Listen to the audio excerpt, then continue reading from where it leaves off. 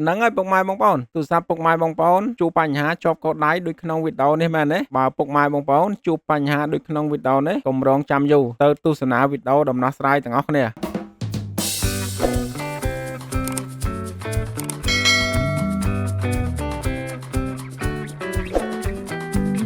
ជំរាបសួរពុកម៉ែបងប្អូនថ្ងៃនេះខ្ញុំមាន Samsung S9 Plus មួយគ្រឿងដែលវាមានបញ្ហាជាប់កោដដៃហើយសម្រាប់ការដោះកោដដៃវានេះដែរគឺយើងធ្វើការដោះដោយដៃផ្ទាល់ពុកម៉ែបងប្អូនគឺយើងអត់ប្រើឧបករណ៍ជំនួយសម្រាប់ធ្វើការដោះទេគឺយើងប្រើប្រាស់ដោយដៃផ្ទាល់ឥឡូវកុំឲ្យរងចាំយូរទៅទស្សនាវីដេអូរបៀបធ្វើទាំងអស់គ្នាដំបូងគឺយើងដោតខ្សែ USB បន្ទាប់មកគឺយើងចុច Volume Power នេះ Volume Power ពុកម៉ែបងប្អូនចុច Volume Power ហើយចុច Volume ខាងក្រោមเอา Volume បោកដកសលេងយើងពុកម៉ែបងប្អូនហើយនឹងចុច Volume ក្រោមនឹងមួយទៀតវាមាន3ហ្នឹងបងប្អូនពេលទូរស័ព្ទរលត់យើងប្លែន Volume ដកយើងមកចុច Volume បោកវិញបងប្អូនដូចនៅក្នុងវីដេអូហ្នឹងដែលពុកម៉ែបងប្អូនបានឃើញបន្ទាប់មកយើងពេលចេញ logo គឺយើងប្លែន Volume Power មួយទៀតពេលដែលយើងប្លែន Volume Power គឺវាចេញដូចនេះពុកម៉ែបងប្អូនគឺវាចេញដូចនៅក្នុងវីដេអូដែលពុកម៉ែបងប្អូនបានទស្សនាហ្នឹងហើយបន្ទាប់មកយើង select រំកិលមកយកពាក្យ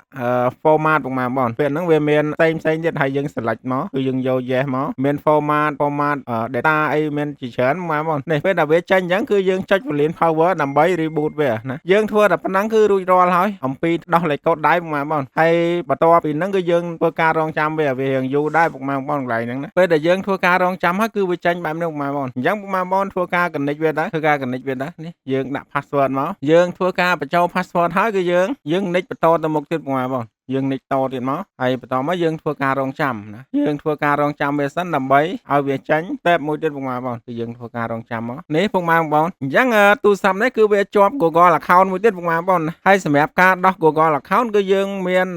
tool សម្រាប់ដោះណាយើងមាន tool សម្រាប់ remove Google account វាសម្រាប់ Samsung ហើយសម្រាប់ remove Google account ក៏ងាយស្រួលដែរពុកម៉ែបងយើងគ្រាន់តែដោតចូលទូរស័ព្ទមកដោតកណិចចូលកុំព្យូទ័របន្ទាប់មកពុកម៉ែបងវាយដូចក្នុងវីដេអូហ្នឹងបន្ទាប់មកហើយយើងចុច continue យើងចុចមួយទៀតទៅបន្ទាប់មកយើងធ្វើការរងចាំបន្តទៅទៀតពេលដែលយើងរងចាំហើយវានឹង remove Google account auto តែម្ដងបងប្អូនគឺវាអត់ពិបាកយើង